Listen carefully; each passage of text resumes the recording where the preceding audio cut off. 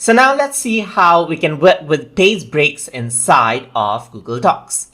So over here, you can see that I already have a document, and over here on the bottom, I have a list.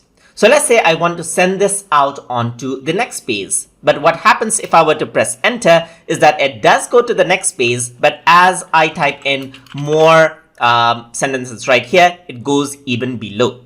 So that is not something I want. And to arrange that out and to correct that out, what I can do is I can add in a page break. So let's just press Ctrl Z a few times, and just like this, I'm going to add in a page break after this.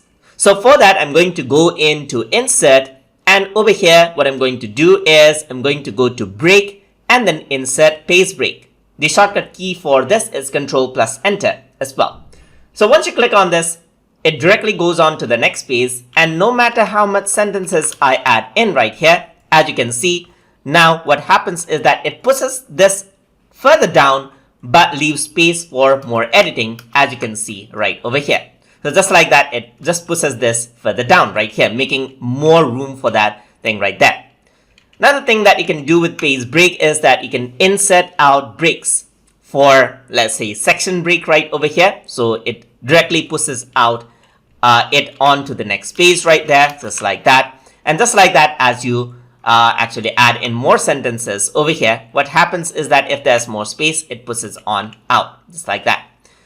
Another type of break that you have right here, if you were to go to Insert, is section break right here, continuous. So if I were to do this, it actually does not push it back forward. It just adds in a break in between right here, so that for whatever formatting is that, it does not continue, like number, bullet numbers, and so forth. It does not continue out there. So these are the page breaks that you can add in to separate out the information from one section to the next.